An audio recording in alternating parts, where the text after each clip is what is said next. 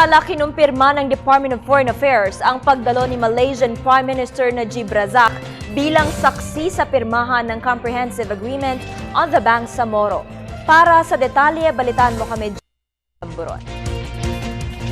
Kaugnay pa din ang paglalagda sa Comprehensive Agreement on the Bangsamoro, nakatakda ding bumisita sa bansa si Malaysian Prime Minister Najib Razak para maging testigo at saksihan ang naging magandang resulta ng usaping pangkapayapaan sa pagitan ng pamahalaan at Moro Islamic Liberation Front na gaganapin sa palasyo ng Malacanang. Ito ang inihayag ni Foreign Affairs Spokesperson Assistant Secretary Charles Jose na kung saan nagkaroon na ng konklusyon at linaw ang matagal na usaping ito. Kung matatandaan, sa bansang Malaysia ginanap ang kasunduan sa huling annex ng Bangsamoro Framework, ang normalization.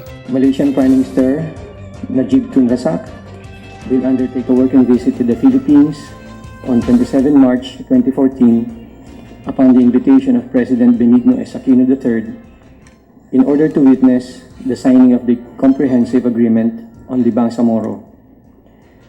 Prior to the signing ceremony, Prime Minister Najib will meet with the President to briefly discuss matters of mutual concern between the Philippines and Malaysia. Inihayag naman ni Presidential Spokesperson Secretary Edwin Lasierda sa ginanap na balitaan sa Malacanang na magkakaroon din ng pagpupulong sila Pangulong Aquino at Prime Minister Razak. Has been the facilitator of peace negotiations between the government of the Republic of the Philippines and the Moro Islamic Liberation Front since 2001 and has hosted the talks in Kuala Lumpur. Najib previously visited the Philippines on 14-15 October 2012 to witness the signing of the Framework Agreement on the Bangsamoro.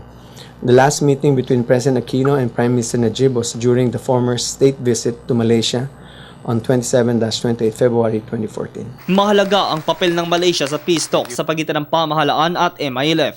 Sila ang nagsisilbing facilitator ng peace talks mula taong 2001. Sila din ang namumuno sa isang international monitoring team na tumitingin sa ceasefire agreement sa pagitan ng dalawa.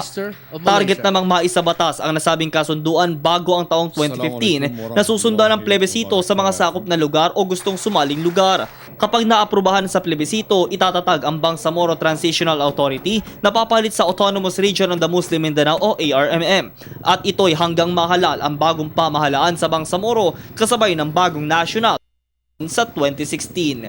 Para sa Telebisyon ng Bayan, ako si Julius D. Samboron.